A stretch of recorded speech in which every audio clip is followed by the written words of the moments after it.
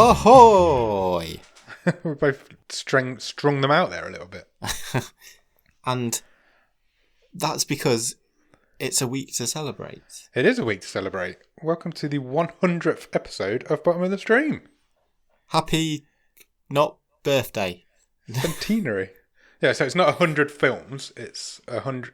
We're including bonus episodes, Christmas specials, things like that. This is the 100th episode that we've put out to the general public. On this feed. On this feed, yeah, it doesn't include the Patreon episodes either. No. Who'd have thought we'd have got to 100, Nick? I think you can be very proud. I'm very proud. Somebody asked me today, and I was like, yeah, I'm really proud of it. Good. We've achieved good things here. We've found some hidden gems, which is what we wanted to do. And we found some absolute dog shit, which is also what we wanted to do. Because they're funnier episodes. Yeah. Yeah, I'm very happy. I'm a little bit surprised, but delighted that people continue to listen. And I would just like to say thank you for everyone who has contributed, listened, downloaded. It is really appreciated. 100%. I will echo that sentiment. It's the first time you've listened. Welcome aboard. Yeah, definitely. Welcome. There's 100 episodes to go back and catch up on now. Just don't start at the start because the first ones weren't as good. Yeah, skip the first season probably. Like there's some good movies in there, but I think we were nowhere near as good. We didn't know what we were doing. Some would say we still don't, but well, yes, we have more fun now than we did back then. But I'm going on a curve. So back in the early days, we had one mic and we both just gathered around it. I know. It's literally the mic you're using now because it's your, what do you call it, remote recording mic. It's the backup, yeah.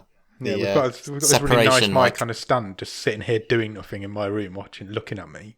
And you've got this like snowball mic doing all the work. It's a really good job we didn't sell that. We were going to sell that when we brought these new mics, do you remember? Yeah, that's true. It's a really good job we didn't. That was very fortuitous. It was. Good job I'm too lazy to put stuff on eBay. Yeah. It worked out all right, you know. Definitely. So how's your week been? Yeah, not too bad. I did a bit of a walk past you last weekend. Yeah, it was nice to see you and the kids, for definite. In the snow. Socially distanced and doorstepped. We had a lot of snow, didn't we? We had a lot of snow. Which is quite rare for us. So yeah, we went on a bit of an adventure, get some fresh air, and happened to steer our route past your house. So yeah, it was a nice surprise to see you. Did think about not knocking on your door and just shoveling a load of snow through your letterbox. That would have been annoying. I'm really glad you didn't do that. You'd have been really confused, especially if you didn't come down till it was just like. I wouldn't have heard you because I was editing at the time, and I only just heard because you pressed the Alexa doorbell. Yeah, and that's the only reason why I heard. If you hadn't have done it, I would not have had a clue. But my letterbox is really stiff, so you probably wouldn't have been able to do it anyway. Well, we'd have tried. But yeah, so yeah, it was nice to fleetingly see you. Catch up. It was good. Yeah. But yeah, that was literally the most exciting thing I've done all week was a walk in the snow and build a snowman and all that sort of stuff. The drive to work on Monday morning was not fun. No, I can imagine. Did you see anyone struggling up hills or anything? I didn't. I was quite lucky. I did see there's a roundabout, big roundabout on my way into work, and there was tyre tracks across it. Put it that way. Okay. Somebody had driven on that roundabout at some point that morning. Taken the as the crows flies. Yeah, pretty much. Just drove straight over the middle of it. But yeah, no, that was fun. But then it just disappeared. Like within an hour, it was all gone. Ah, well. Never mind. Good riddance. It's all right if you're not going to go anywhere. Exactly. Snow's not fun when you've got to drive 40 miles a day. Yeah, it quickly loses its luster, doesn't it? So. It certainly does. Awesome. You got any Netflix news? I've got a few bits, yeah. Ooh. Something came out today. Okay. Yeah. Something came out today that made one of my bits of news in our last newsletter completely irrelevant. Because Sorry. What for? I had a drink of my Iron Brew. You've got some Iron Brew? I've got some Iron Brew. Treating myself. Look at you, Mr. Moneybags. I don't usually drink fizzy drinks, but Iron Brew's the only one that really agrees with me. I like Iron Brew. And I don't mean to cast aspersions or stereotypes. But about a year ago, I was up in Scotland.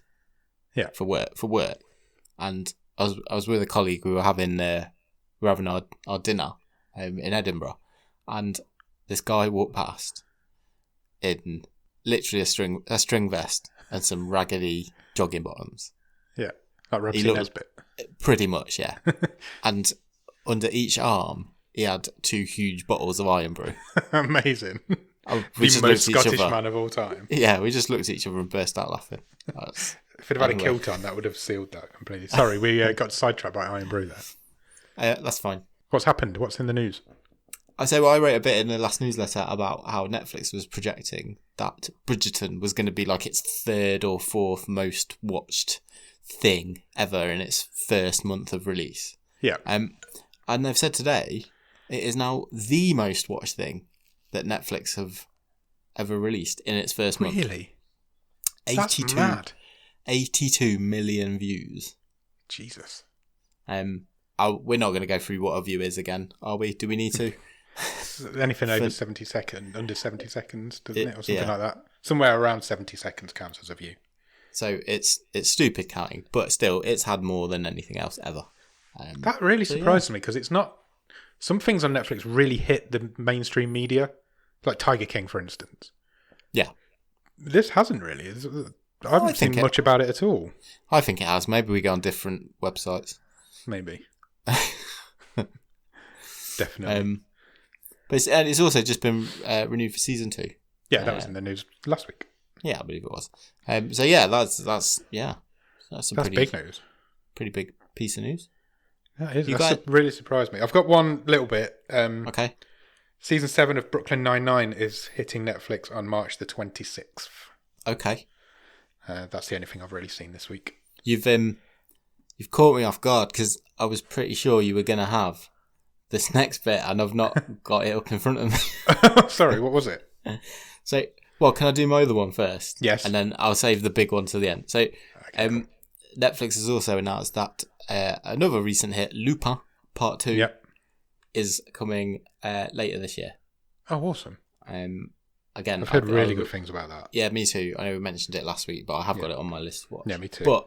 But the big bit of news, and I suspect that as this only came out a couple of hours ago, you may just not have had a chance to have caught sight of it. Possibly. Netflix have a few hours ago announced the main cast for their live-action adaptation of Neil Gaiman's The Sandman. Oh, really? I knew that was coming. I didn't know they'd announced a cast. Or even The Sandman. I don't know why I pronounced it like that. The Sandman. Like John Spiderman. Yeah. Peter Spiderman. Cool, that's cool. I knew that was coming. I've not seen a cast announcement. What have we got? Would you like to know? So the announced cast, Tom Sturridge is playing Dream. Okay. Gwendoline Christie is playing Lucifer. Oh, that's awesome. She's the lady from Game of Thrones, yeah? She is, and Star Wars. Awesome. Vivienne Achemipong is playing Lucienne. Not familiar with that one. I have read Sandman, but it was so long ago I can't really remember. It sounds like it's set in hell. Boyd Holbrook is playing the Corinthian. Okay. Charles Dance is in it. He's playing Roderick. Also of Game of Thrones fame. Yeah, and then this is really interesting because 2 people who may not mean much to people outside the UK. Asim Chowdhury is playing Abel. Asim Chowdhury? Really? Yep. That's awesome. And Sanjeev Bhaskar is playing Cain. Wow. What an interesting bit of casting. Yeah. I can't believe someone from Taskmaster's in a major Netflix. That's mad. I've literally only ever heard of Asim Chowdhury from Taskmaster. I don't know much about him other than that. Was he not? Did he not have a Channel 4 show? Is it People Just Do Nothing? That's on Netflix. Yeah, that's him. I think you're right. I think it is. Yeah, so that's the announcement. Gwendoline Christie is a brilliant bit of casting. Yeah, that's really exciting. Cool. No, I hadn't seen that. That must have come out since I last looked at Netflix news, I guess. Yeah, it's just because I didn't look till late and I did spot that. So yeah, pretty hot off the press as we record. Good newsage. Did you watch Talking of that sort of thing, did you have? I never watched it. I think I've got it all on the planner. That his Dark Materials. I watched BBC stuff. I watched a few, but I couldn't get into it. Is it worth me watching it? I personally didn't enjoy it, but that's Okay. on me. I think I don't know if it's. I know a lot of people who did, so Okay. it's just not my. It wasn't really my sort of thing. No worries. I struggled with it. Have you watched anything at the top of the stream? I have. But it's pretty much just extension of what we talked about last week, though. So, World's Toughest Prisons, done that. Finished? Yes. Awesome. There's only like 3 new episodes. The one episode, Raphael goes to Greenland. Really? And yeah, You don't imagine Greenland to have tough prisons? there's only like 58,000 people there. Oh, really? Wow. It's got yeah, it's really interesting. Yeah, it's got a new prison that's it's basically looking at different ways of rehabilitating the guys. They've all got that. It's like a hotel more than a prison. So Right. It's really interesting. Cool. So watch that. Watch One Division again. Yeah, I watched that as well. It's good fun. That's pretty much it.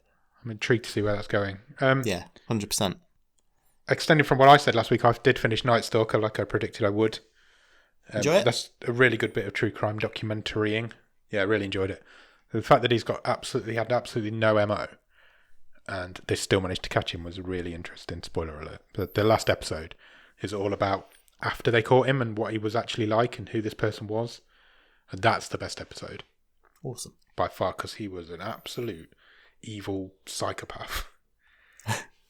But he had this charisma about him. You know when sometimes serial killers have a charisma? Yeah.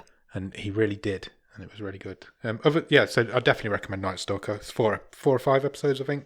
It's worth checking out. Yeah, I'll check that out. 100%. Netflix do true crime better than anybody at the minute. Yeah, they've got a well-oiled production line, haven't they? Yeah, they really have. I've started season 2 of Blown Away. Oh, awesome. Which is the glass-blowing TV show, a reality show. This cast of characters are not as refined as last season's, I don't think. But they are quite what good. do you mean? They're what, more character? No, they're not. They're not so charactery. Okay. I don't know the word. There's one guy. He's been a glass blower for 30 years, and they all kind of look up to him. But he's a contestant as well, and he's got the biggest ego I've ever known of anybody. Oh, because like within his field, he's like a superstar. Yeah, he's really off-putting. His name's Chris Taylor. That's a joke between me and you, I guess. There's one episode where he wins, like, besting blow, they call it. Yeah. And they did like a little sit-down interview with him after it, and he went, yeah, that's probably not the last one of them I'm going to win. He's like the Michael Jordan of glass blowing. Yeah, but he's got a proper ego about it, and it was really off-putting. So I can't wait to see him get eliminated. Other than that, I watched a film called Colossal. Oh, yes. I'm aware of it. It was an accident because I didn't realise when I'd watched it until about halfway through that it's actually on the long list. So apologies for that, as we can now no longer do it on the show. No, that's fine. I think I'd mentioned to you before that last time we had a good look at the list, I thought it was too mainstream for this show, to be honest. I think you're right. And having watched it, I think you're right. But it's a shame because it would have made a really good episode. It's actually Did you enjoy it? Yeah, it's a really good film. It's bonkers, but it's good fun. It's Anne Hathaway, isn't it? Yeah. When she gets angry, a monster destroys stuff on the other side of the world. A monster appears on the other side of the world in Korea. Yeah. But it only appears when she stands in this particular park in Ohio. I think it's in Ohio. So once she's there, whatever she does in this park, the monster mimics. Right, okay. And once she figures that out, it's all about... Well, surely, in my opinion, you just never go back to that park. Well, yeah. But that's not how her life works. Okay. It's also... what's his name? Jason Sudeikis. Oh, yeah. He's in it as well. And so it's about their relationship, and he plays the bad guy. But I would definitely recommend it. It's really good fun. Okay. It's bonkers, but it's good fun. Other than that, the only other thing I've watched this week is not on Netflix. It's a TV show on Channel 4 called It's a Sin. Okay, yeah. Tell us about that. It's mind-blowingly good. I will tell you that. I've heard it has been getting very good reviews. It's so good that I've been saying for a while I'm going to start writing a blog on the website. Yeah. And it finally became the topic that I needed to write. You know when you watch something and you think, I need to get my feelings out on that? Yeah. So I did that. And that probably by the time this episode releases, that'll be up.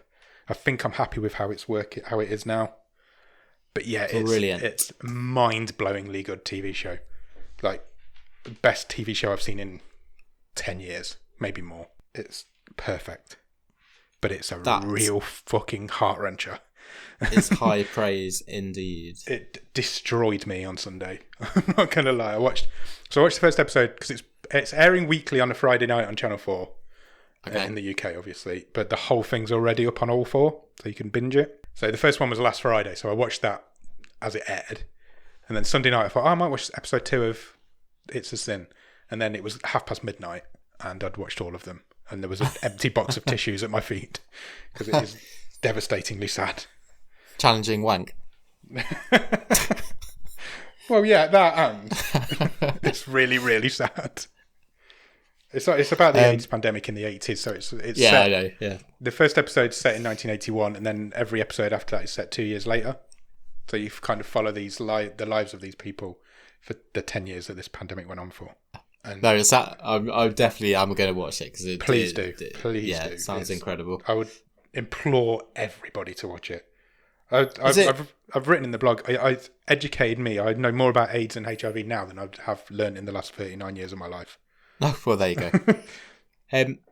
Is it all sort of unknowns, or is it? Pretty much, yeah. It's an unknown cast. The main guy is the guy. He's in a band called Years and Years. Yeah. He's the main guy in it.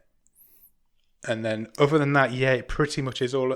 There's some of the parents are like proper British actors that you've known, but the main cast of youngsters, well, mid-teens, late teens, early 20s, they're all pretty much unknown. I think a couple of them, it was literally their first acting job. Cool. But yeah, I'll have written a blog. It should be on the website by now, so go and check that out. I look forward to reading that. Yeah, that's I'll good. have tweeted about it. So I'm going to try and do that a bit more regularly, semi-regularly. It won't be every week or every 2 weeks or whatever, but as soon as I feel like I need to get my thoughts out, I will get my thoughts out. Good. And if you want to do one at any point, feel free. But it's easy enough to upload them on the website. Yeah, no, it's not a bad shout. Obviously, we already for the Patreon guys, we already have the newsletter, but we've also got Discord where we obviously share quite a lot of thoughts and the Discord's pretty active now. Opinions. So hop in there, but yeah, having another route like that's always good. So yeah, it's just somewhere. It won't be always about films and TV. It could be about anything. I'm just going to write. I need to get back into writing a bit, I think. Right, excellent. We had a bit of an idea to do something fun for the 100th episode, did we not? Yeah, so we're going to do a game, but we're both going to do a game. Yeah, we're going to see who knows Bottom of the Stream better than the other one. Or which of us knows Bottom of the Stream the best. Because we've both come up with 5 questions about the history of this show. So this is going to be fun. I'm looking forward to it. Is that what we were supposed to do? Well, it was rough. That was a rough idea, wasn't it? Okay. So what we can do, go one-on-one in order? What, like penalty shootout style? Yeah. Okay. Can I make a confession? Yes. I've done 2 things. So okay. I followed the brief. Okay. I did that first. So I've got 5 trivia questions. Okay. And then I went down a bit of a rabbit hole because we don't really talk about taglines much. And okay. I've got another 5, which are taglines of movies we've watched. So that's like a traditional game. Yeah. Do you want to do them both? Yeah, let's do that first, and then we'll do. Okay. I'm excited for that. So what are you calling it? Are you going to re-edit all of that, or No, I'll just leave it all in? Yeah, fuck it.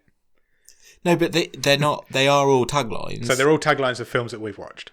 Yeah, so it's not an either-or thing. Yeah. Okay, I will call it tagline trivia.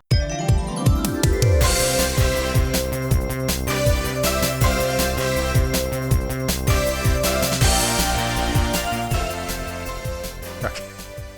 Cool. Welcome to tagline trivia, everyone. I'm going to be terrible at this. I can already see it. I mean, there's a couple of tricky ones in there. I'm not going to lie to you. Okay, cool. Hit me with the first one. Vengeance is born in hell.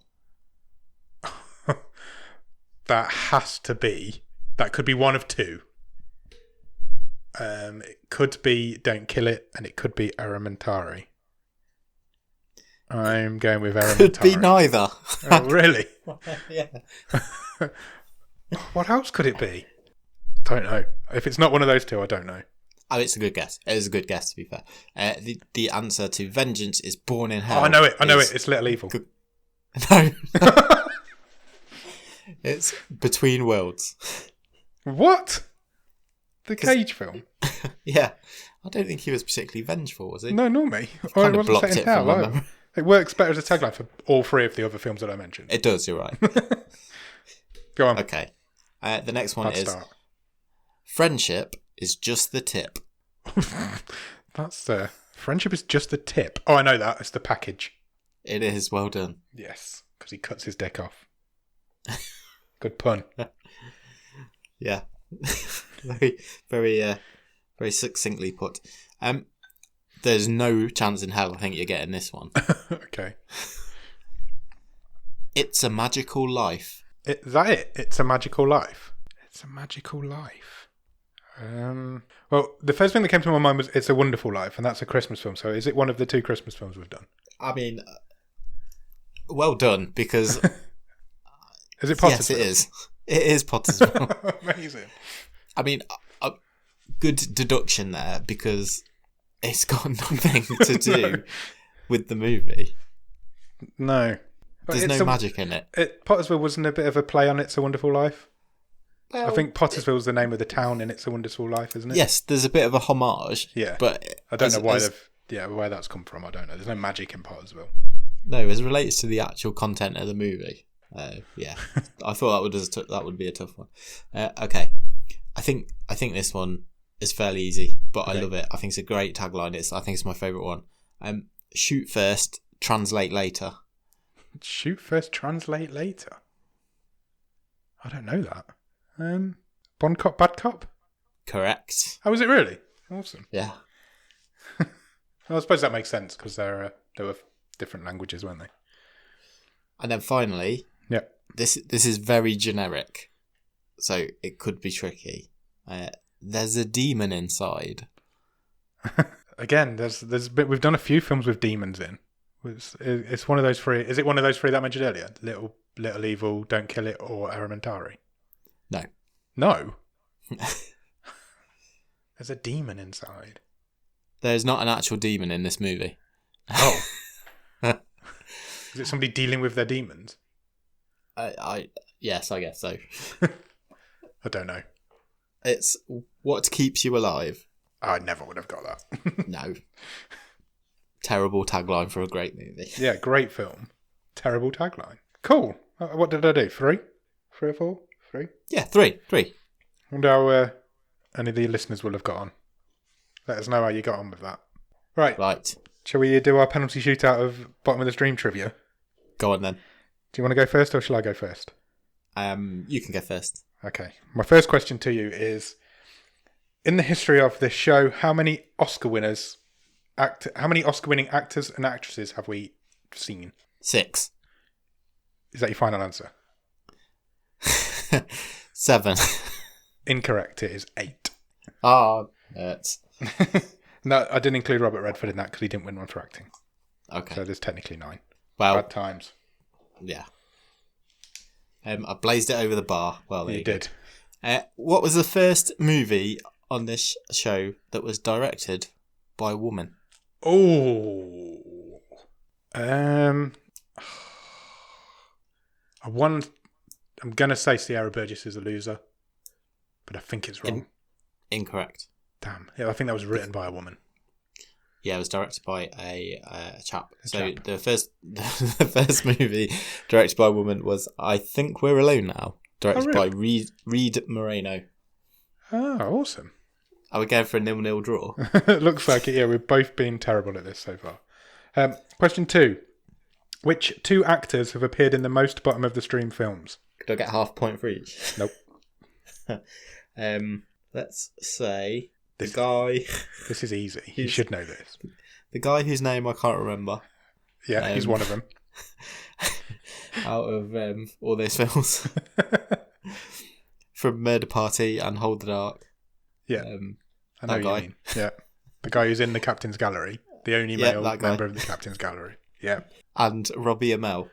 I will give you that. That is correct. It's Mason Blair. That's the chap. And Robbie Amell. How many? 3. 3 each, correct. I'll give you that one. Thanks, buddy. What is the Spanish title of the movie Mirage? Oh no, I know this. Mirage is my favourite film that we've done. What's the Spanish title? I don't know. It's there, but it's not there. It's never coming. Durante la Tormenta. No, it wasn't there after all. Which translates to During the Storm. Yeah, I knew it was something to do with Storm. That's such a great film. If you've not seen Mirage, go out and watch Mirage. Yeah, check it out. My third question. I would like you to name all 4 season openers. The first film we've done in each season. Okay. The Open House. Correct. And that was season 1. Think I may fail on this. Take Me. Correct. That was the season 3 opener. And I Boy. Correct. That was the season 4 opener. You got one left. Season 2. And something else. In season 2. Which year was that? I'm having a blank. No. Michael Inside. Correct. Well done. I'm impressed by that. I didn't think you'd get that. That was I really had to pull that one. Yeah, I'd not thought of Michael Inside for quite some time. It's a good film though. What was the Yeah, it's fine. Yeah, it's fine. What was the name of the zombifying energy drink in Office Uprising? Oh, you've made these well more difficult than I have. Do you think? Yeah. Oh, what was it called? It had a green logo. Yeah, as a lightning bolt. Yeah. It's something like Surge. It pretty much sounded like Bolt. That's why it had It sounded like Bolt. Yeah. Zolt? Correct. Oh, was it? Yeah. That was a guess. I would never have got that if you hadn't said that.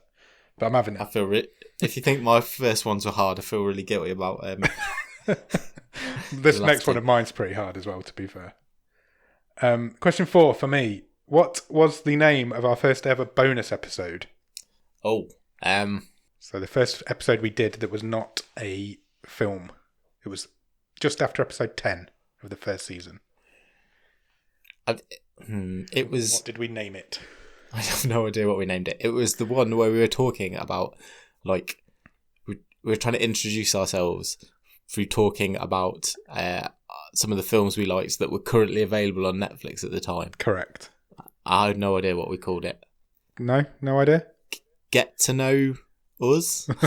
Almost. It was called Who Are We and What Is This? Oh, okay. I never would have got that. Is that 2-2 now?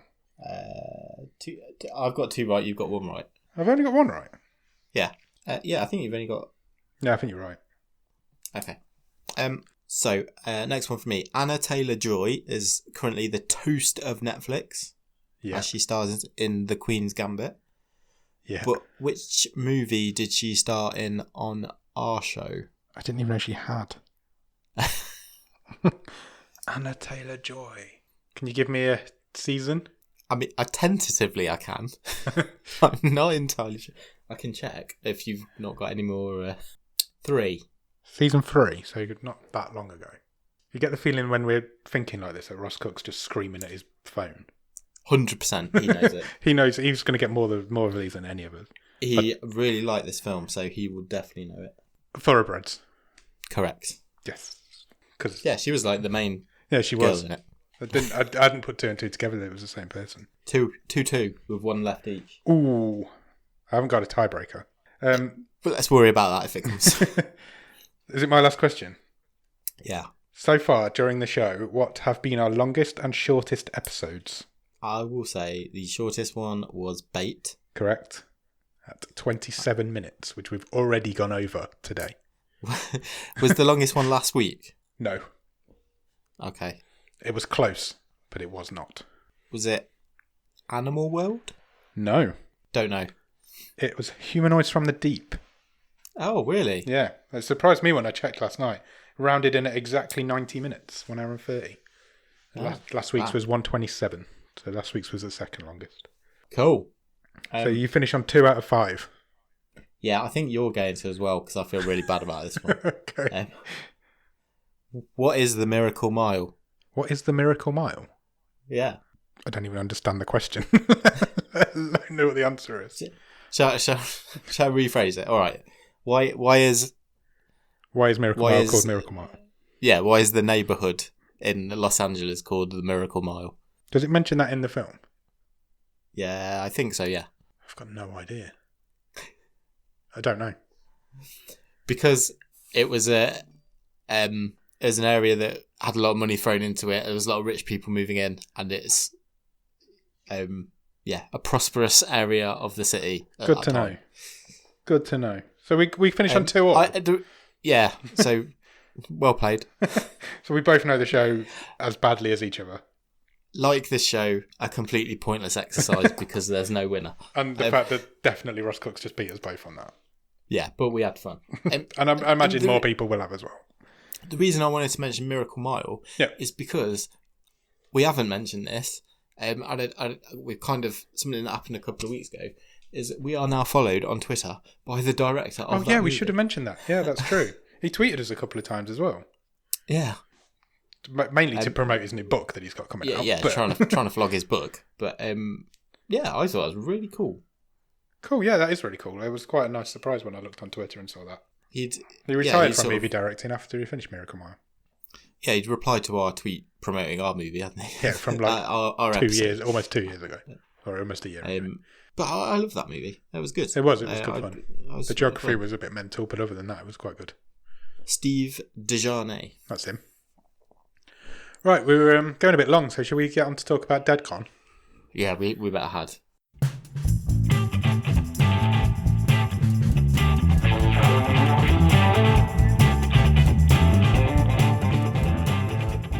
Okay, Deadcon was... What am I doing? Okay, this week we watched a film called Deadcon. It is from 2019. It is a 15. It runs for 1 hour and 18 minutes. And is currently rated at 2.8 on IMDb. It stars a lady called Lauren Elizabeth, who plays a character called A.K. Ashley. I don't really want to talk about her too much. She is a YouTuber who currently has 1.21 million subscribers and 955,000 Instagram subscribers. But she's good friends with Logan Paul, so I don't think we should probably mention much more about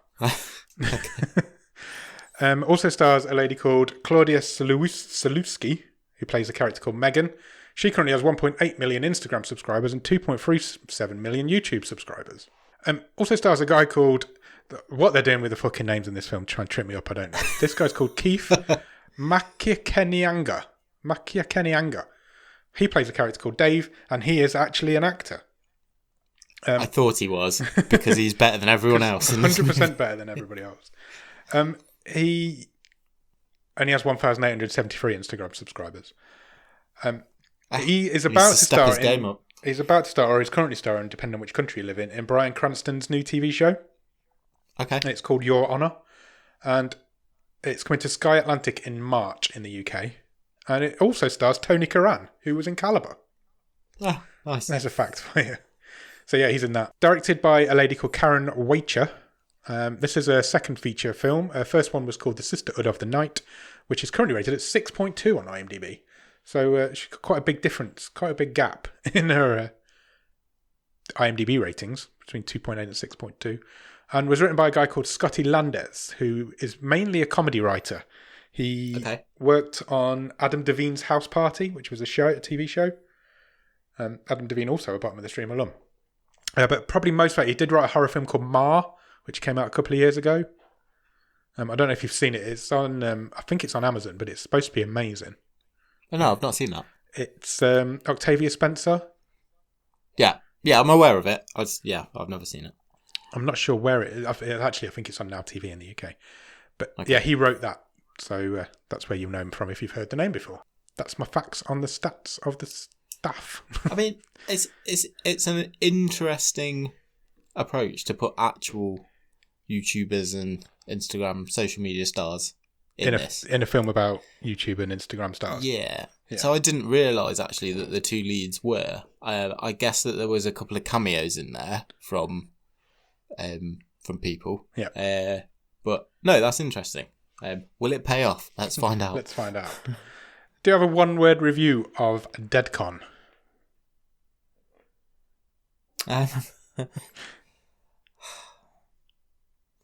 It's like swiped with ghosts. Wow, that's not a one-word review and a really scathing one. How does this film start, Nick? Before I say it, I just feel like I've been a bit bombarded recently with this sort of movies, sort of handheld film, like social media type. I'm not explaining myself very well, but basically, recently I've watched Swiped. Yeah. I've watched this. Yeah. And I've watched Spree. I was thinking that whilst I was watching it. I've seen a lot of films about people going live on Instagram and things. And they've all used a similar gimmick. Yeah. Or they're about a similar subject. And they're wildly differing in quality. Yeah, very much so. This starts in the 80s. It does, yeah. And there's a guy in front of a prehistoric computer. Prehistoric computer. That's a great way to describe it. That's correct. The guy's called John. Yes, he is. And he appears to have invented the internet. That's how I understood it, or at least a very primitive version of it. Yeah, or at least social media. Yeah. He's invented Messenger, hasn't he, basically? Yeah, he's got an app running. It wouldn't have been called an app back then. It would have been a program or whatever. It's called Link Rabbit. And basically it's a chat room. And you can invite people into it. It basically says call your computer on your telephone and invite people into this chat room and you can speak to them. It's like a really old green screen computer. Sure. Yeah, but he's on the phone to a guy who's pulling the plug on it. Yeah, so basically he's talking to an investor, I presume. Yeah. Who says, there's no future in this. Yeah. We're out, John. We're out. Yeah. And just as he hangs up the phone and he's very disappointed that his lifelong project is not going anywhere, somebody else enters his chat room. Hello, yes. Which surprises him because nobody else has got access to this program. His DMs are very much slid into. Very much so. This guy is called Bobby on the other end of the chat room. And he's lonely and wants some friends, is basically what his first message says. Yeah. It appears that they make some sort of deal between John and Bobby. And then the credits start rolling and John's eyes roll up into the back of his head. Blood starts pouring down the screen and the title card hits. Yeah, and their exchange basically is that Bobby says, I'll help you make friends in your computer if you help me make friends in real life. Yeah, basically. That's the deal. And then we're in present day. Yep, straight out of the title card, straight to ViewCon Day 1. Yeah, so we're at a Comic-Con, but for social media influencers. Yeah, which does exist. Those sort of events are a real thing. You basically just go and meet your YouTube stars. This one's called ViewCon, and we meet... Yeah, go on. Ashley and Megan. Yes, they're basically both vlogging. I'm going to sound like an old man in this, because I've written vlogging all the way through that, and it's probably not what it's even called anymore. They call it... They do... I think a vlog is mentioned occasionally. Maybe it's making a bit of a comeback, because I thought that was outdated terminology as well. Who knows? I'm going to sound like an old man so much in this. Basically, we stick with Ashley for a little while. Her YouTube name is AK Ashley. And she is with her security guard and her manager. I'd have pronounced it, just to be annoying, AKA Shlee. Or Akashley. Yeah. Got a bad case of Akashley. Bless you. Thank you. Anyway. It turns out that some unfortunate has double booked Ashley's room in this hotel that they're staying in. And they are quite rude to the staff members in the hotel. Her manager is. Did you clock where we've seen the hotel manager before? Because I did straight away. Oh, God. Maybe this is the tiebreaker for the quiz. No, I didn't. British guy. Yeah. Straight away I knew we've seen him on this show before. Huh. In another cameo. Really? No, I didn't pick it up at all. He was a news reporter in Hotbot. What? Was he really? Yeah. Wow. I don't feel too bad about that because I blocked Hotbot out of my memory. I clearly haven't, and I've got it stored right down in there. Dominic Burgess. He's been in a shitload of stuff. Well, anyway, he plays the hotel manager in this, and they decide to shut Ashley up and to shut her manager up that they have got a room. And so he checks her into room 2210A. Why can't It's I a speak suite, properly? no less. It is a suite. We recognise the room number straight away because that was the room from the beginning. That was John's room. And the concierge who takes her up to the room seems very reluctant to let her stay there. He even tries to talk her into checking into a different hotel. He does, yeah. But she's like, no, I'm in now. This room's awesome. It's retro. Yes. She invites The Rock. She does. Yeah, she has a bit of a vlog when she gets in there. She tells The Rock that she's got a big bed and he's welcome to come over whenever he wants. Yeah. And the concierge doesn't even step foot over the doorway. He just drops the stuff inside the door and runs away. Yeah. And it's instantly noted that it's quite cold in there because you can see their breath. So you kind of know where this is heading already, but let's see if it's a fun ride getting there. Ashley, once they're alone, reveals to her manager that she's done. She's kind of finished with all this lifestyle. She doesn't want it anymore. Yeah, she doesn't want the attention. She doesn't want, the fandom, does she? She's trying to find a way out of it. Yeah, definitely. I've even written here she's sad when there's no cameras around. Yeah. So she gets left alone. Her manager and her security guard leave because it's like night time. And she finds a Polaroid picture on the floor at this room. And it is a kid with holding a bunny balloon. Sure. Which is the balloon is really cool. It makes an appearance quite a few times in this. And I really like it. It's like a pink bunny rabbit. Bunny. Yeah. That's definitely for copyright reasons, not Bugs Bunny. No, 100% it's pink. Then we come back to Megan. We leave Ashley for a little while. Sure. We cut to Megan, and Dave turns up at her room. It was the first time we meet Dave. He's a YouTuber as well, but he seems to be a gaming YouTuber. He's more a Twitcher, isn't he? Yeah. But he wants to stay with Megan in her room because they're having some sort of an affair. Yeah, they've got a relationship going, but it comes out in the course of the conversation that she's already got a boyfriend who she has not quite managed to break up from yet. Yes. She kind of leaves him in the room. She's like, I've got to go and sign some shit. I've got to go and be a celebrity for a bit. Stay here, wait for me. And so she does. She leaves Dave in the room.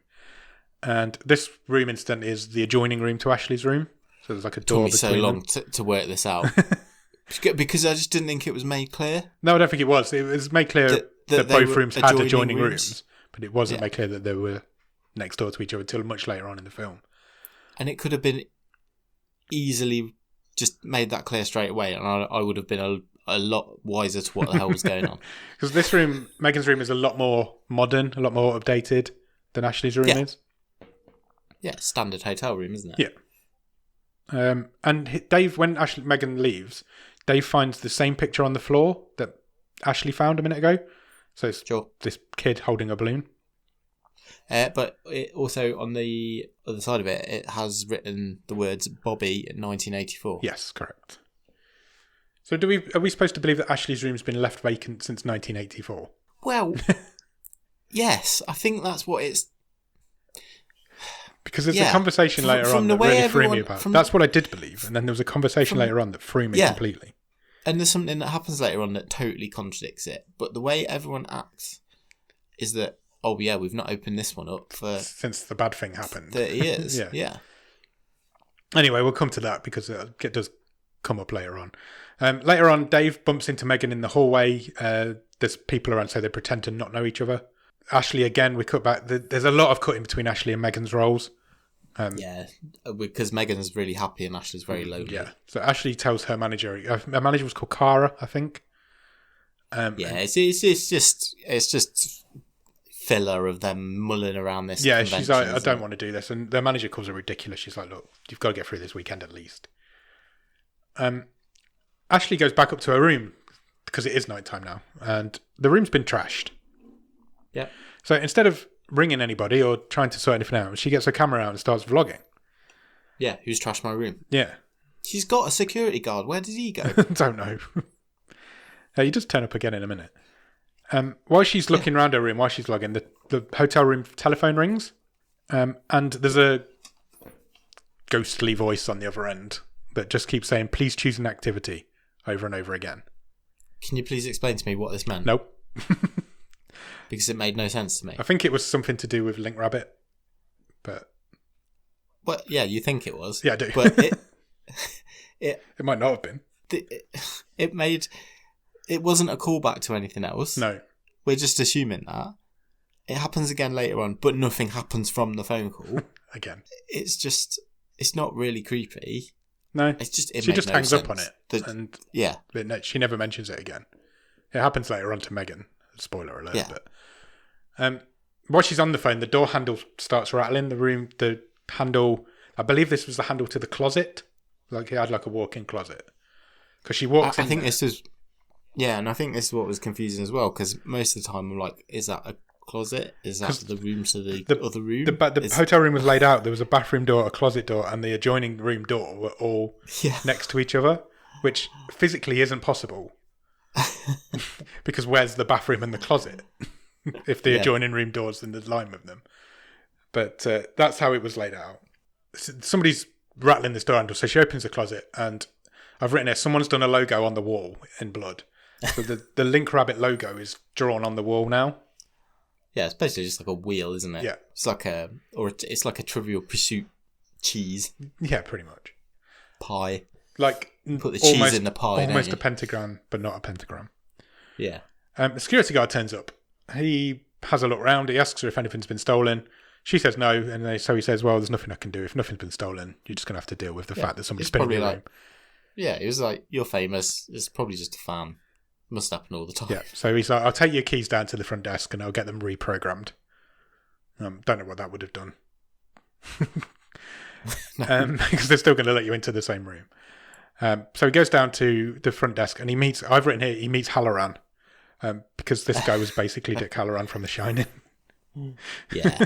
I didn't catch his real name, but I've called him Halloran all the way through. It was Warren, but it doesn't matter. Warren Halloran. It's the guy who's worked at this hotel since he was knee-high to a grasshopper. He's an elderly man who basically is scared of this room. And he can't believe that they've actually put somebody in this room. Yeah, they put kids in there?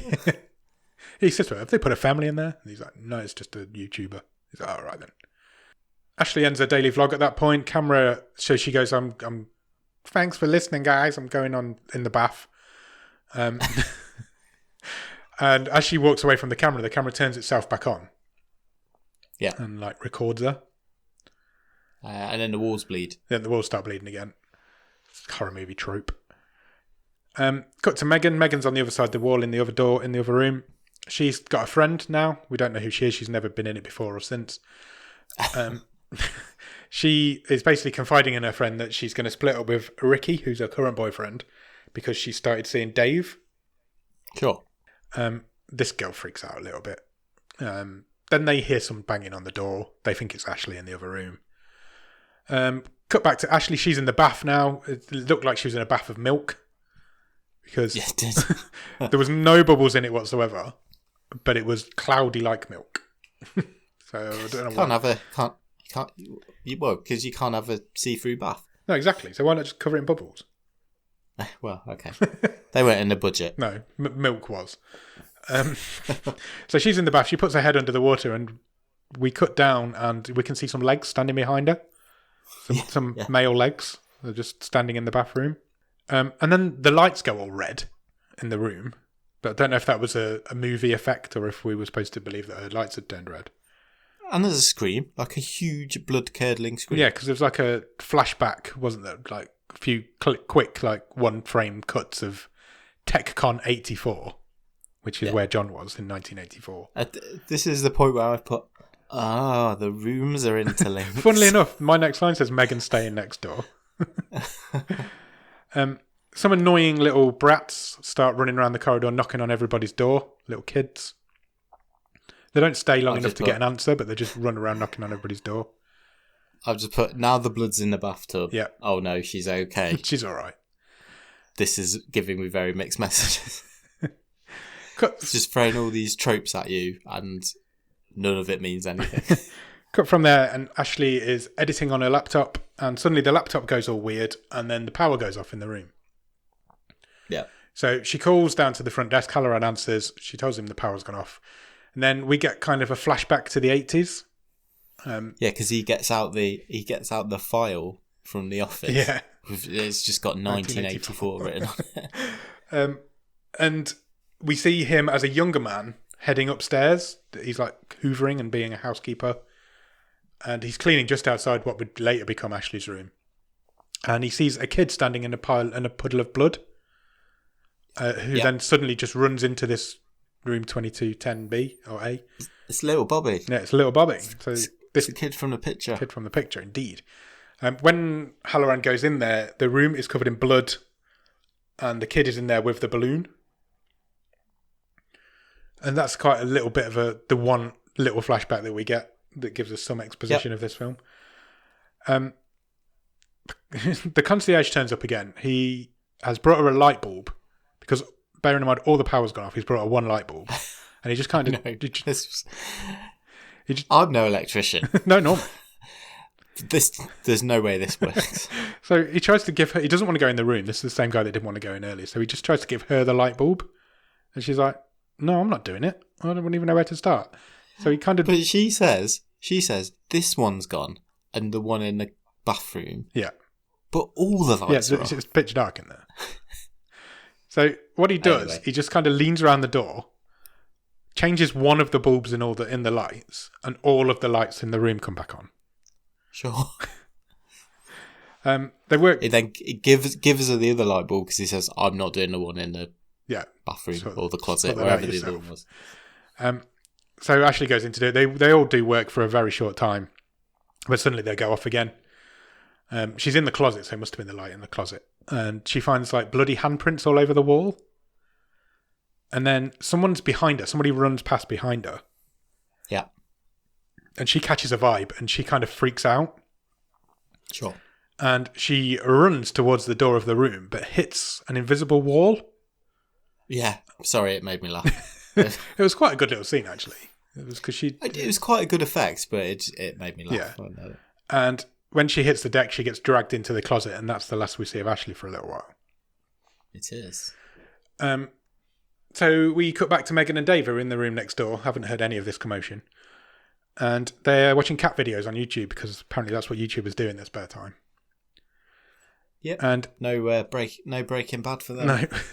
No. Dave decides that, well, we're going to have sex now. We're going to do the naughty. So shall we just film it? Because we're YouTubers, and that's what we do. No, I'm already, as it turns out, Dave's an absolute piece of shit because he records it without her knowing. Yeah, that's very true. That's where I was coming to that. So she says, no, I don't want to do that. I'm like a pseudo-celebrity and that sort of thing can't get out. So then she goes, I'm going to go and brush my teeth, though, because she stinks, obviously. And while she's gone, he sets up a camera inside a jug in the room that's filming them, basically. You can't suck dick with dirty teeth. That's what she's saying. Is that what she actually said? No. That's come from your mind. Okay. So, Dave, after they've done the naughty, Dave shows Megan the picture that he found. No, he does that before, sorry. He shows her the picture, and then they start hooking up. And the film instantly cuts away to some fireworks going off. I know. I can't actually believe they've used fireworks as a cutaway. It was like a montage of the evening of one of these cons, I guess. And then we cut to the next day. It's ViewCon day 2. We meet up with Cara straight away, who's Ashley's manager. She's missed her first panel of the day, and she's also not answering her phone. No. So that's how you know something's really wrong. Yeah. She's not posted anything anywhere, but nobody's gone to find out what's wrong with her. Or knock on her door. No, at any point. You got to be downstairs in 10 minutes. No, we're not going to do that. And then suddenly she turns up. She's walking through the show floor of this con. She's got no shoes on. And she looks dreadful, like she's not been to bed in years. But all the little kids who worship her were like, oh, she's got no shoes on. That's a new cool fashion statement. I'm going to take all my shoes off. So there's all these kids running around with no shoes on as well. And they start taking selfies with her, taking pictures with her. And Cara's concerned because it's a big day for Ashley. It's like the second day of this con. It's like her day. and she's gone all like a robot. She's even got a different voice. She's like a featured speaker, isn't she? Yeah. She's got a different voice. She sounds like a man now. But I don't think they could hear that because no one noticed. Nobody made any comment on it, but she definitely had a completely different voice. Oh, yeah. Yeah. But I think that was the fact that nobody listens to her. I think they were trying to get at that. Well, it's either that or the fact that nothing in this movie makes any sense. Oh, yeah, there's that as well. So Kara's like, well, I'll go and get some shoes. I'll go and get you some shoes. So she goes back up to Ashley's room. The room's been trashed again. So she calls the housekeeper and she's like, can you come and fix this room up for me, please? What we notice, but she doesn't notice though, is that the balloon is in there. The bunny balloon. And then a housekeeper shows up, and this was, I think, my favourite scene in this film. Because the housekeeper shows up and she starts stripping the bed down. And as she throws the blanket, the sheet behind her, it lands on a child who isn't there. Yeah. And I thought that's really cool. I did like that. I thought that was a really That's good probably the highlight of this movie. I mean, I'm now questioning the sort of training and communication in this hotel because this housekeeper shows absolutely no qualms about coming into this haunted room, which everyone else in the hotel seems to know about. She's got no fear whatsoever. She's happy to be in there on her own. Yeah. Ashley says to Kara again that she's done, and then suddenly her eyes roll into the back of her head, and she tries to kidnap a child. Yes. There's a little girl, and Ashley tries to kidnap her, but her mum catches her and stops it. But she doesn't do anything about it because she thinks that this kid's just with one of her favourite YouTubers.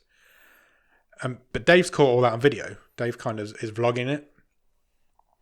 Yeah, because he sort of goes, he's trying to get a bit of Ashley's popularity, isn't he? He's like, oh, hey, how you doing? Because she's like king YouTuber. Yeah. She's queen YouTuber, should I say. Cut back to Megan. Megan is vlogging again in her room. And suddenly there's a knock at the door. And it's Ricky, her boyfriend's turned up. Which is bad times because she's having an affair with Dave. She texts Dave. Ricky is also an absolute doucheball. Yeah, totally. And she texts Dave to tell him that Ricky's here, so don't come up to the room. And she kind of says, I'll split with him, don't worry about it. And he's in his room watching their sex tape. Because he's such a nice guy. Megan leaves. She leaves. She's like, I've got to go to this thing. I'm going to leave. I'll leave you here. Get ready. Get changed. Come down and meet me later. Yeah, come down. Yeah. So he gets in the shower where he starts vlogging, or I think he even went live in the shower. Which is a risk. Just before he gets in the shower, he finds a deflated rabbit balloon under the bed. Oh yeah, he does. That's true. So yeah, he goes live from in the shower, which is a risky move. Yeah. And Dave and Megan are both in this like club now, which is downstairs, and they're Snapchatting each other, and basically telling each other. She's telling him to stay away, and she actually tells him to leave. She's like, "Ricky's going to be here in a minute. You need to go." So then he gets a bit arsey about it. It's teen drama. Turns out Ashley's not content with trying to kidnap one girl. She's now kidnapped another child. And she's got this one. This is the boy, I think. And she takes it back to her room. Where she's found this small child from when everyone else is, all the grown-ups are downstairs partying. I'm not quite sure. No, not maybe. There we go. Ricky comes out of the shower. He's getting changed. He's taking selfies because that's what male Instagram stars do, apparently. And Dave's gone back to his room and he's watching this video again. There's a little horn dog. And he's reviewing his performance. Yeah, but he even carries on watching it after they've finished and they've both gone to sleep. Yeah. So as he's watching this, he suddenly notices that the adjoining door opens and a little boy walks in whilst they're asleep. He recognises this boy straight away because remember, he found the picture earlier on. And he calls down to the front desk to say somebody's been in my room. I'll just say, this was obviously supposed to be really creepy, but having two young children, I am frequently woken up by a small child standing by the side of my bed, and I just found it annoying. Yeah, but that's something you're used to. If that happened to me, I'd be really freaked out. Yes, true. If a young child was standing at my bed when I woke up in the night, that would scare the living bejeebus out of me, even if it was one of your kids. Because I just wouldn't be expecting it. Dave calls down to the front desk to say, look, somebody's been in my room. He describes the kid, and Halloran's like, yeah, I know the kid. That's Bobby. The manager overhears this conversation and just hangs the phone up because he just doesn't want to know what's going on. We cut to Ricky then, who's still getting ready. He's got his headphones in. This was a bit weird as well. His headphones start to play up to malfunction, so he rips them out of his ears. And behind him, whilst he's doing this, the bed's doing sex stuff. It is. So it's like, yeah, as if some invisible people are having sex on the bed. Again, this was supposed to be creepy, but it's just like someone was like pumping their arm under a sheet. Yeah. At the same time, all the technology stuff's going wrong, and the interlinked doors opening. Yeah. I was like, this is all over the shop. So the interlinked door opens, and Bobby's standing on the other side of it, the little kid. Ricky spots him. Ricky freaks out, but instead of running, he goes towards Bobby to investigate what's going on. Because that's what you do. The balloon is behind him at this point, and then suddenly the what do you call it? String ribbon of the balloon strangles him and cuts his throat. So he gets murdered by a balloon. Of course he does. And whilst this is happening, there's an old-fashioned modem noise playing in the background. That's the last we see of Ricky. I don't even know if he gets mentioned again. No, I don't think he does. I don't think he does. He only does in passing because Megan asked him to go get some fries. Oh, yeah. We cut straight from there. We cut to Cara. She's still looking for Ashley. She's gone missing now. She heads up to Ashley's room again. It's dark. Well, I can't remember. I can't read what that says, but it's probably not important. Dave gets on Google, and this is the bit that really made me laugh. So yeah, this was great. Dave Googles the words Bobby 1984, and Google comes up with no results. And so then he Googles 1984 Link Rabbit, I think, or Tech Rabbit, or something along those lines. Where had he got Link Rabbit? I don't know. I've literally written that. Where did he get that name from? Yeah, I didn't get it. It didn't make sense. I felt like there was a C missing. Yeah, it probably was. But from that, he gets... Oh, no. Doesn't he put in, like, kids missing or something? The Google search said 1984 Tech Link Rabbit, I think. Okay. I thought it was something about kids. He'd gone, like, missing kids, 84, and then it took him to this TechCon. Possibly. Stuff. Well, he found it anyway, and he manages to find the history of what had happened to John and Bobby and this particular hotel room. We don't get to know it. No. But Dave now does know it. Something happened in 1984 at a TechCon. Yeah. The kids are knocking random doors again. But the young girl from earlier is doing it, and she sees Bobby this time. But her sister rescues her and takes her away. So we don't have to worry about that either. And then I've written here, there's a lovely shot of a man hoovering. Oh, yeah. It's an overhead shot looking down on him hoovering. It really reminded me of The Shining because it was a really intricate carpet. And there's just this I'm pretty sure long shot of him hoovering. I'm pretty sure we saw exactly the same shot at one point in Buster's Malhart. Yeah, probably. So it's just the overhead of the porter like hoovering up the conference room in the hotel. Yeah, you're probably right. But it was a really nice shot. Megan gets home to her hotel room. She's drunk. And she's looking for Ricky. But she can't find him. So what she does instead is goes live on Instagram. She hears a bang from next door, which she thinks is Ricky. And that's where she says, can you go and get me some fries? I'm hungry. She's got the munchies. That's the point where her hotel room the telephone rings. And it says choose an activity over and over again. Still makes no sense. So she hangs up and then she passes out on the bed. And this is where you get your creepy paranormal activity type scene. Because we see it from her perspective of all we can see is her lying on the bed. And suddenly the door opens slowly. Her computer chair starts spinning around on its own slowly. And then her shoes fly off. Which look like they were just tied to a bit of fishing wire. And then her hair moves out of her face. And then suddenly Bobby's standing there by the bed. And the man who was with him. Yeah. Is the man supposed to be John? Yeah, I think so. Because they're gathering friends for Bobby. Yeah. So, I don't know why I'm asking this. So was Bobby already dead and he killed John? I think Bobby was possessed in John's computer and killed John. How did he get in the computer? I don't know, he just did. And then, he killed John. Well, yeah, Because he this must all have happened in slaughtered John because this all 1984. happened in 1984. And now that room's lay dormant ever since. But now John's putting up his part of the deal by getting Bobby some friends. And he's not been able to do that before No, now. because the room's not been used. Okay. It all makes sense, Nick. I don't know what your problem is. Okay. Megan has the freaky link rabbit dream again, you know, like the quick flashes between of 1984. Yeah. And Dave calls her and texts her, trying to warn her not to go back to her room.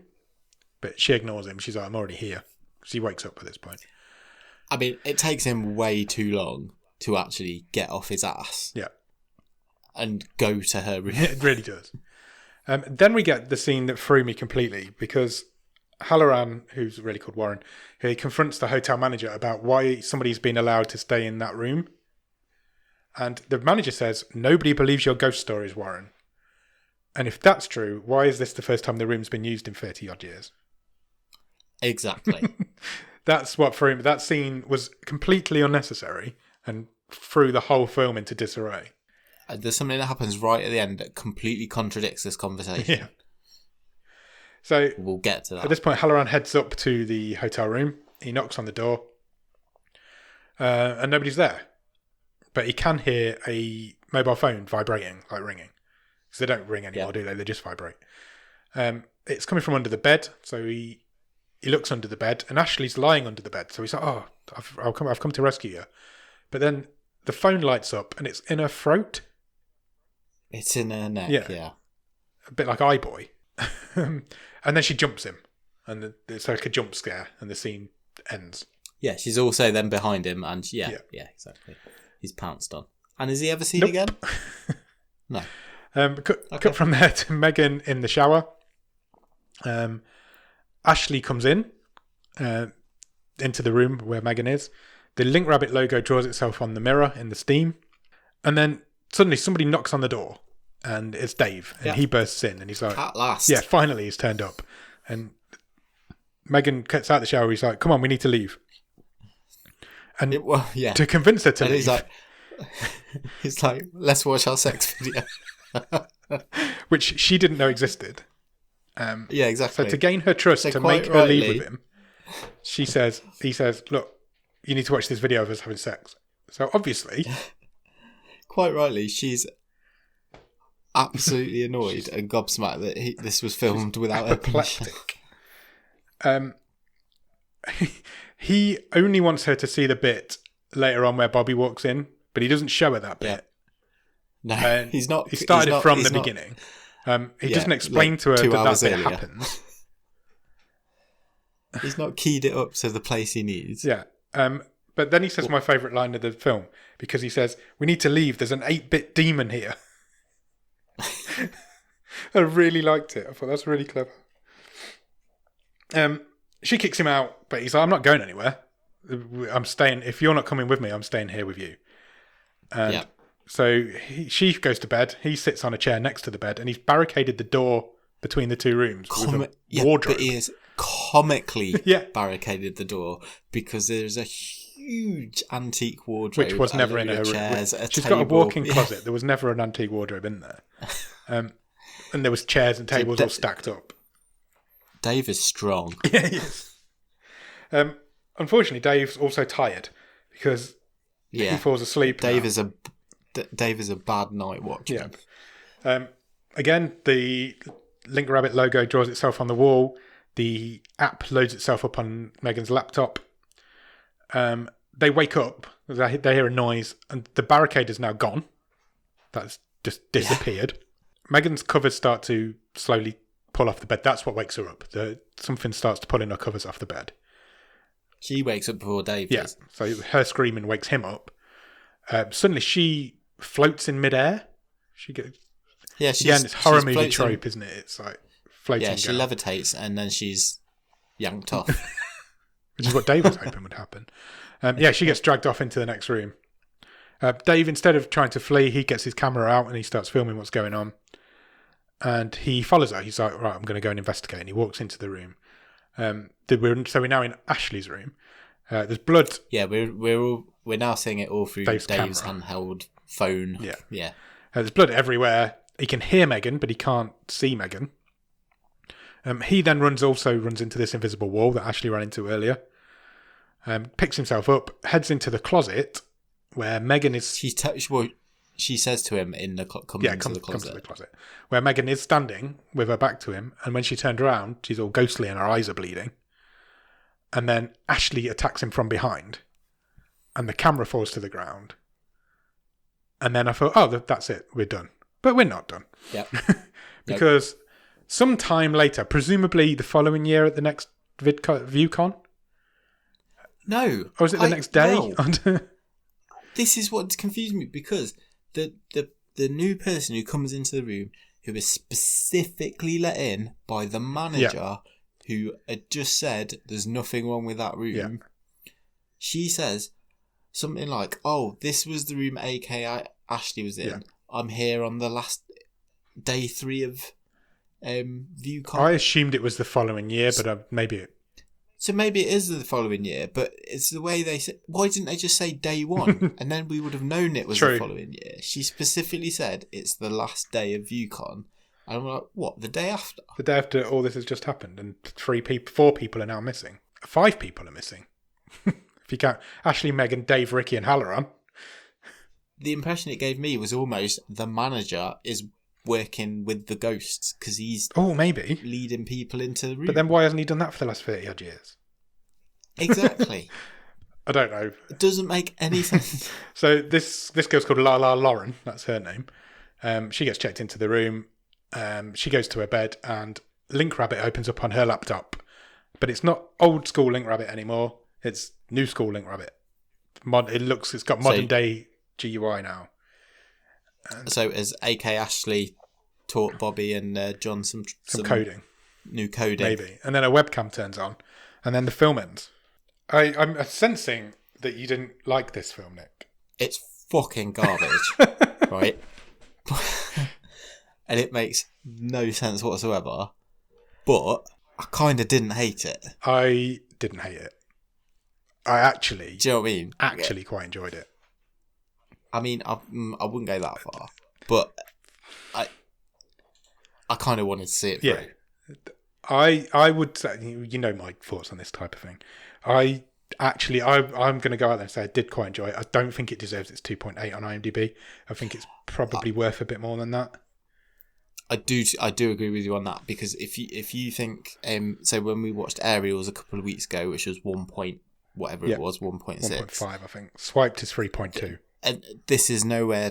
This is definitely not the next worst thing we've ever seen. No, not at all.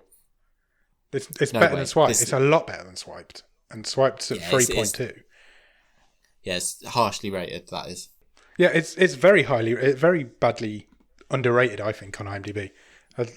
Yeah, that is a harsh rating on it. I'd go 4s, mid 4s maybe, 4.5. I know I sort of had a bit of a pop at the start saying, there's no proper actors in it. But to be fair, the 2 leads, they're not that bad. I know they're essentially playing themselves. Yeah. But they're not awful. No, they're not awful. Nobody in it's awful. It is the fact that it makes no sense. The script makes no sense. It is a bad script. There's no... It's just a load of stuff that happens. And then some more stuff happens. There's no connective tissue here whatsoever. It's just some events. There's an idea of a good story there somewhere, of a haunted hotel room that's haunted by the internet, or the very early version of the internet. It's just not quite executed right, but as a decent, it's not a bad little horror film. There's much worse low budget horror movies out there. It's nowhere near as bad as something like Deadly Detention. No. That we've seen previously. I mean, even Malevolent. Give me this every time over that. It's better. Yeah, well, this is definitely more enjoyable than Malevolent. Yeah, 100%. Because that was just absolutely anger-inducing. It's got some decent little scares in it. There's a couple of jump scares in it. There's worse horror movies out there. That's as much as I can say on it. Yeah, it's not a good movie, but it's not as bad. We've seen a lot worse. Again, on the curve of some of the stuff we've seen, yeah, it's not a 2.8. No, not at all. Should we talk Stream Table? Yeah.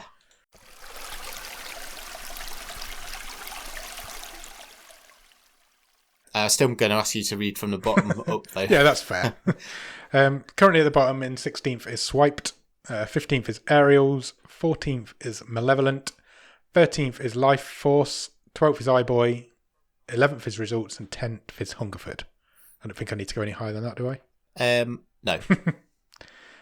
What's your initial thoughts?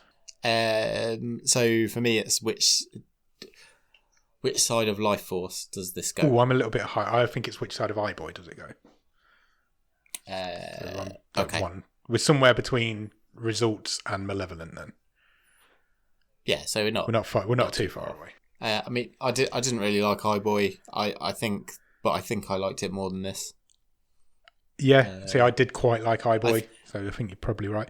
But I think Life. Yeah, I can give or take which side of Life Force. I think I probably enjoyed this. Yeah, more. I was just going to say that. I think I enjoyed this more than I enjoyed Life Force.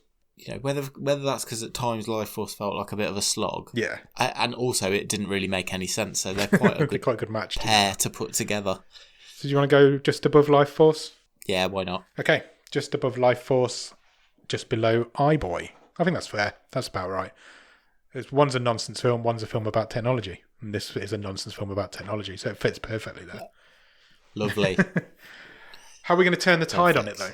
I mean, I think I just do a bit of work here, guys. Yeah. Let's explain things a bit clearer. I wanted to own its scares more because it goes for some scares and it backs out of a couple of them.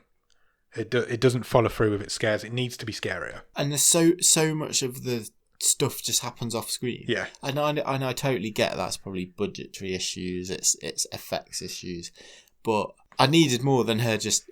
She's disappearing off into a room with all of it. The most frustrating point about it for me is when you've got, as you would say, a Captain Exposition in there. You've got a character that knows what's happening when this Warren/Halloran character. Use him a little bit more. Give me a bit more information on what happened between John and Bobby and why they're doing this. Yeah. And then you've got a half decent film. It's almost there.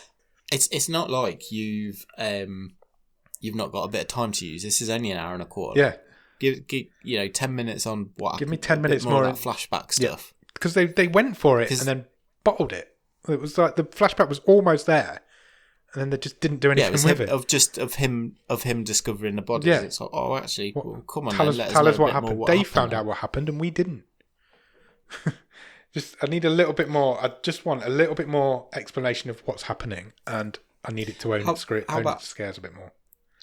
How about this then? So, you probably need to completely double the budget to do something like this. But what if you told both at the same time? Double time. And they mirrored each other. That could be quite interesting because you've got there was a con, I think it was called TechCon, going on in 1984. Yeah. And then how that could also tell the story of how cons have changed over the 30 odd years. So let's see the same movie, the same events, 45 minutes each. You go scene to scene to scene to scene. Yeah, just follow them done. Through. That's a bit different, wouldn't it? Film. I'll give you that, and then just be a bit more scary. Own your scares. They showed a gory scene of Ricky being strangled by this balloon string, but then that's all they really did. Yeah, and you've got Halloran to tie the two together. Perfect. You just made a top 10 film there, Nick. Well done. Oh, thanks. Talking of top 10 films, shall we pick next week's? Yeah, let's do it. What do you want from next week? I would like a comedy, but a proper comedy, not one that I feel like I've laughed at a few films that I wasn't supposed to. I was thinking over the last few weeks. Thinking about this on my drive home today. We haven't done anything like post-apocalyptic for a while, or if ever properly. Well. I like some sort of post-apocalyptic thriller. Yeah, we did the Bad Batch last season, didn't we? That was a bit. That was like almost too far though, wasn't it? Yeah. We've never done a disaster movie either. Like a earthquake movie. Did we not do an alien invasion? Yeah, but you know what I mean? Like a Day After Tomorrow or a natural disaster type movie. Yeah, that's true. Right, I'm going to press the button. Are you ready? Yes. It's picked a film called El Camino Christmas. Okay. We can do a Christmas film in February. Oh, why not? Any ideas what it is? I mean, I want to try and be funny and say it's just Breaking Bad, the Christmas exactly movie. What I thought. The synopsis says, El Camino Christmas tells the story of Eric, who comes to El Camino looking for his unknown dad. He's harassed, hit, and jailed by a drunk local cop who later shoots at a liquor mart with Eric plus 4 inside. The sheriff and deputy then shoot up the place, answering each other's fire. That's a really weird synopsis. It's really, really weirdly written. Yeah. Okay, fine. Currently rated at 5.7 on IMDb. And stars Dax Shepard. Oh, okay. Who's a name I have not thought of for probably 20 years. Also stars Kurtwood Smith, who he was the dad in that 70s show, I believe. But is probably more famous for lots of other things. Dax Shepard was in, I thought he was in Idiocracy. Oh, yeah. Which I talked about on our Christmas special. I'm not recognising anybody else's names, but I'm sure there'll be more people in it that we will know. Cool.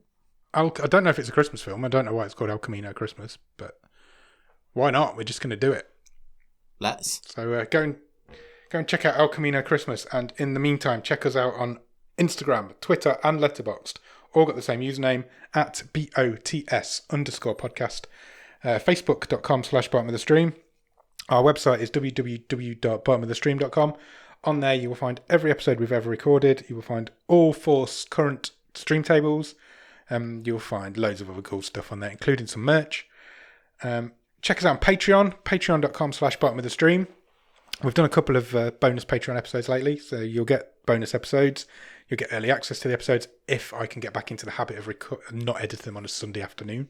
You get a newsletter that Nick writes every month. If you come in at a certain level, you'll get a wild card. We'll send you some stickers, that sort of shit. And also come check us out on Discord. The Discord link will be in the description of this show, and it's literally just press that one button and you'll be there with us. So do that, please. Yeah, if you can't do any of that, please spare us a few minutes to leave us a review anywhere that you can leave reviews about podcasts.